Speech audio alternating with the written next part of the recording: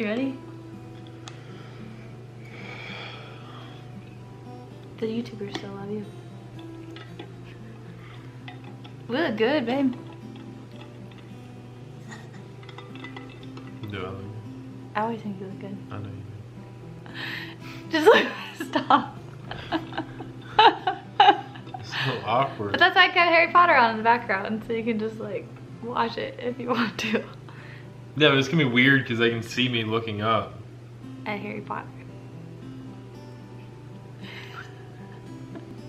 I'm talking to me. You want to be on? No. You want to do the intro? And just be like, You should. your face pops up and I'm just like, hey everybody. Do it for the soup.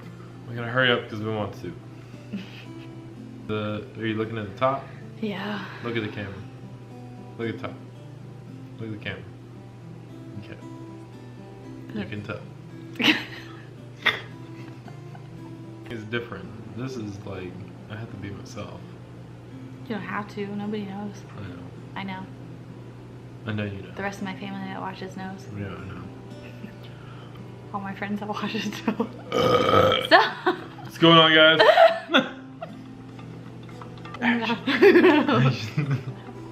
Okay. Hey guys, welcome back to my channel.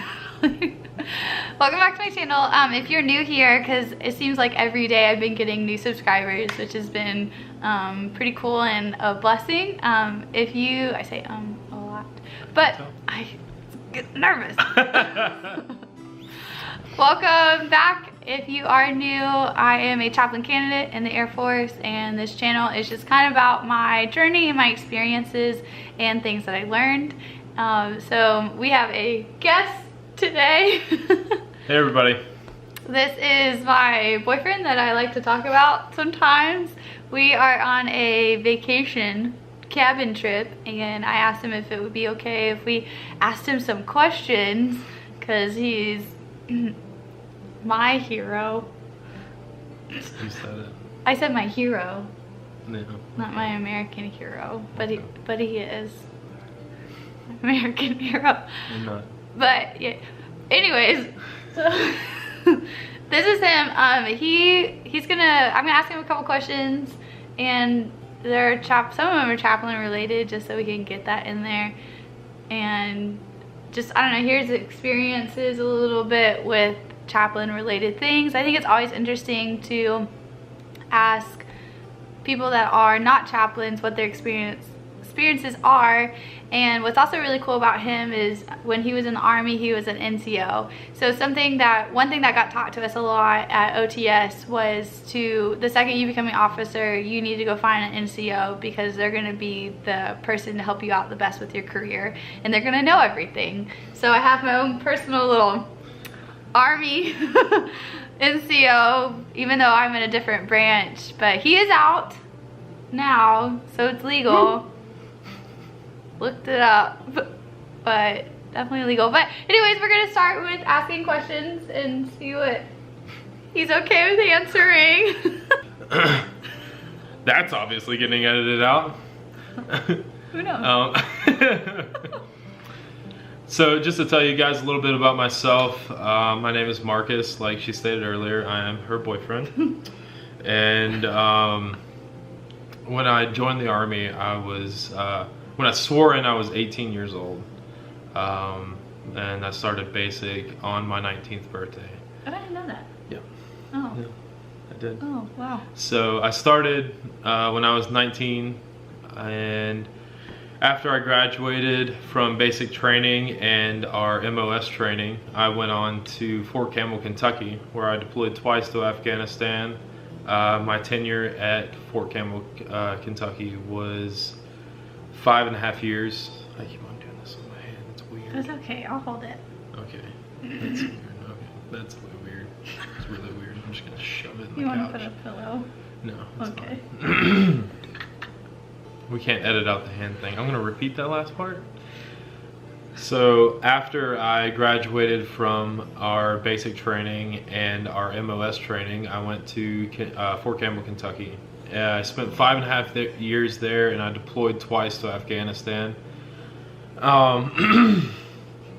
After my tenure at Fort Campbell, Kentucky, I went to Egypt for 2 years, and I didn't have to be there for 2 years, but I decided that I wanted to do another year there so I could get a little more experience in my field and being a supervisor and being in charge of a group of soldiers as far as aircraft mechanics, because that's what I did in the Army.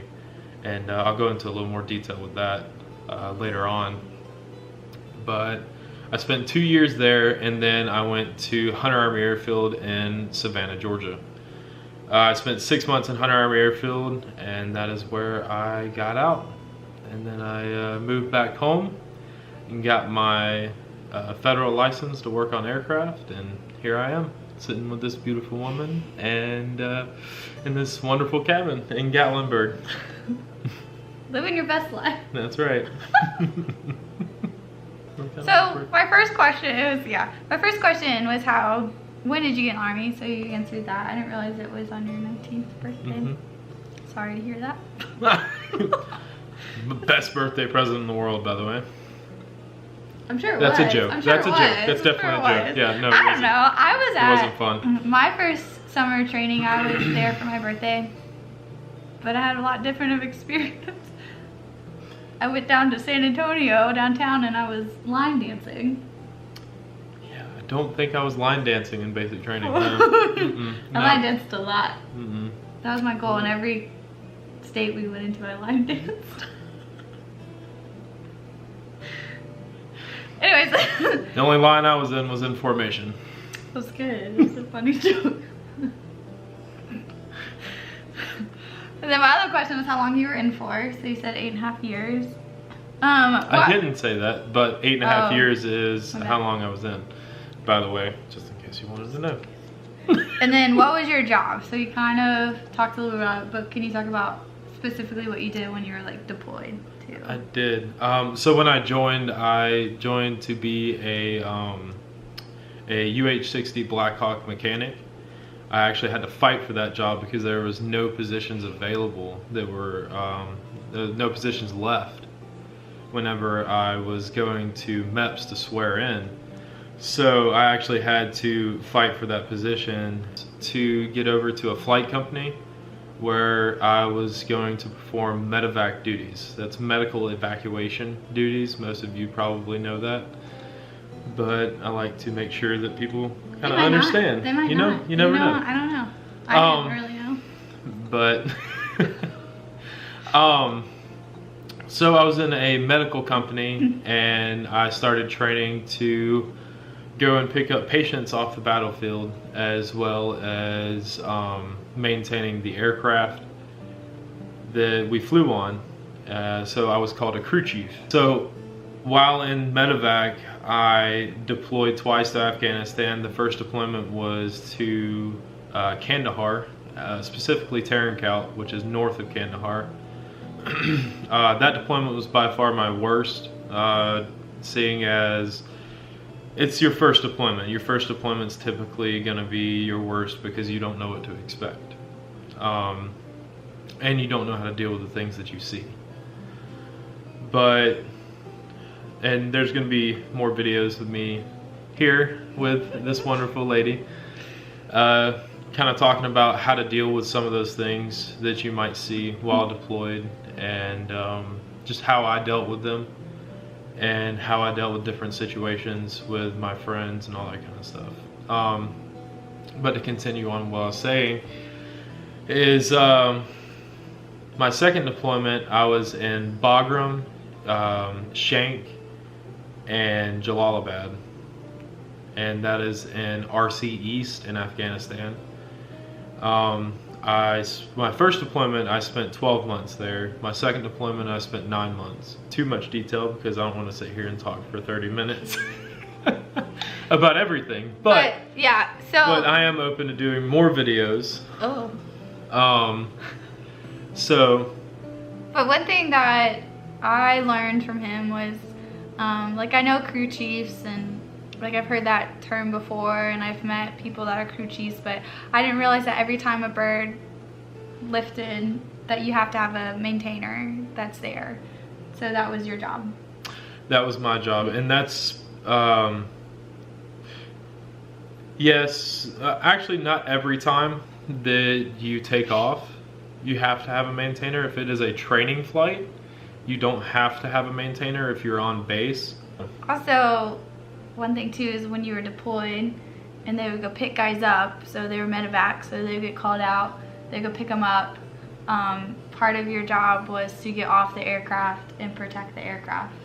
Yes, I was security for the medevac birds. That was my primary position as a crew chief on the medevac birds, was to make sure that the aircraft was not being fired upon, or if it was, that we would get out of there and then come back for the medic once he had grouped with the patients and the LZ. That way we could pick them up in a fast manner and get out of there. Y'all picked up not only Americans, but Afghanis. Yes. What other Yeah. So according to the Geneva Convention, you have to treat any casualty on the battlefield like they're your own. That is across the board. And no, our enemies don't do that. That is one thing you have to really get used to, is your enemies aren't going to treat you the same way. So if you get captured, you have to keep that in mind. If you go through SEER, they teach you that.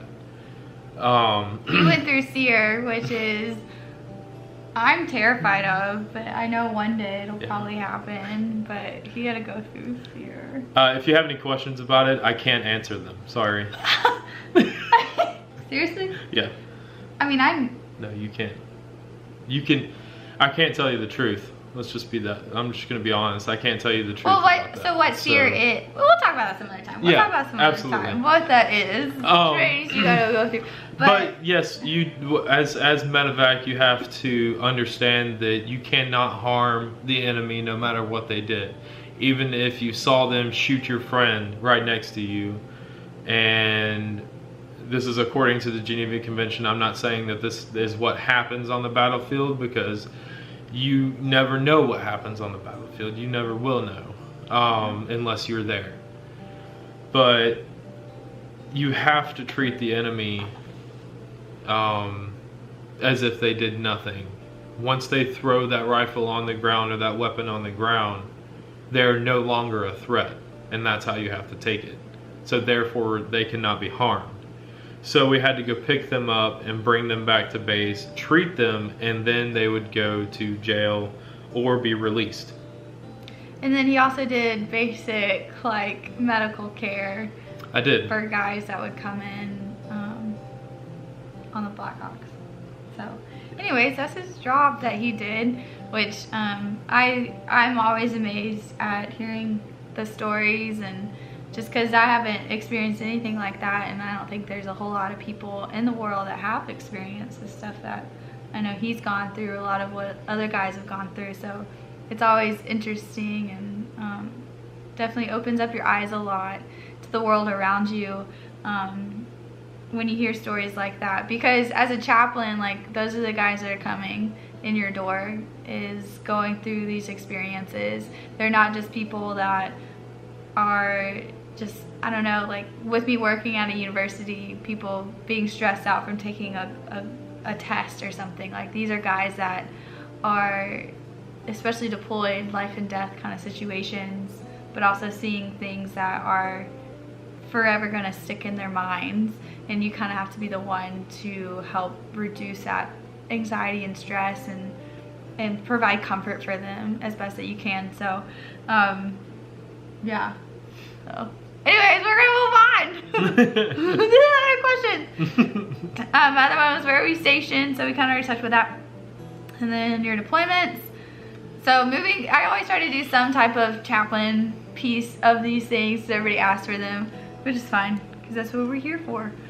So during your time in, did you ever see any chaplains? And so I ask this because I've met a lot of people that they'll say, I'm the first person from the chapel that they've ever met, and they have been in for years and years and years, which I understand because we're undermanned. But you saw chaplains pretty regularly. Well, like, they came around to your unit pretty regularly. Is that fun? So we're back a couple of minutes later. We ate and the power went out. So here we are. And we had to charge the camera. And yeah, because we ran out of battery too. So we're back to ask questions. Hopefully not to take much longer. So one of the questions I want to ask him was, what was your experiences like with chaplains while you were in the Army? And did you ever see any come around to your unit? I did. We actually had a lot of chaplains come around to our unit because we were in the medical field, and we did see a lot of things while we were out in the field and picking up patients, and just seeing what all the patients have went through and what all the locals had done to other people, including their children. It was very hard to deal with, so we would see a lot of the chaplains come through and talk to us and just check on us and see how we were doing, it was refreshing. We like to, although it was refreshing, we like to act like we did not want the chaplains to come around. The main reason for that was because we didn't feel like the chaplains could understand what we went through. Because it is hard. The mindset that we had over there, it's a hard mindset to have. And it's hard to accept other people and other people wanting to talk to you about those things because they haven't been through those things. But it's still good to have somebody that wants to reach out to you, or pray with you if you want to pray, and or just try to connect with you. There was one chaplain that I really enjoyed, and he was a very personable person, and he really liked to connect with a lot of people, just due to the fact that he knew a very famous comedian. And I can elaborate more on that chaplain and how he reached out and he touched so many people and actually connect a link to the skit that comedian did that had inspired that comedian to do that skit. Yeah, so I can provide that link below. Hopefully it's another YouTube video so you can see the impact that chaplain had on a famous comedian. But Marcus actually got to live life with that chaplain while he was in, so that's pretty cool. Are you okay if we move on to some more questions? Okay. Did you participate in any of the programs that the chapel offered? I actually did. There was a single soldier retreat to Gatlinburg, which is where we are right now. And we came here and they went over kind of relationship aspects, basically, and what you should be like in a relationship and how you should treat each other, and just kind of what people are looking for. This kind of relationship? Yeah. Oh. Yeah, just kind of to prepare. It worked well. It worked well. It was good. It was really good retreat. And we had a lot of fun because Gatlinburg was fun, and it was a good time. So things like that really help single soldiers out with things to do and meeting new people and making friends. Do you have any advice for future chaplains?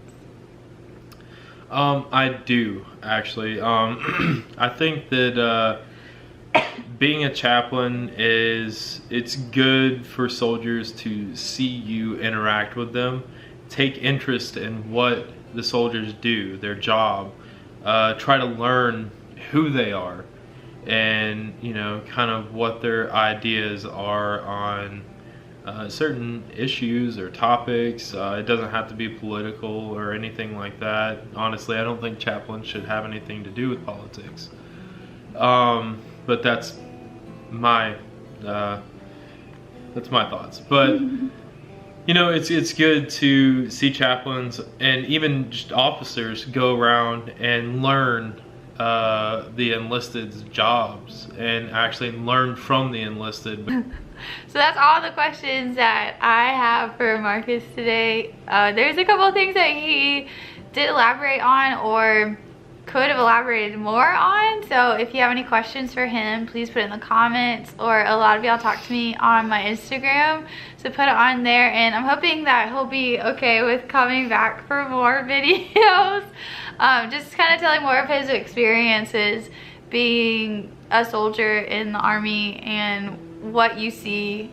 Sometimes not everybody sees the things that he may have seen, but just what he went through. If he wants to, I don't know, talk about that, or how to be a better chaplain, or I don't know, just kind of getting y'all ready. But it's really nice to have that NCO perspective, and I've really appreciated what I've learned.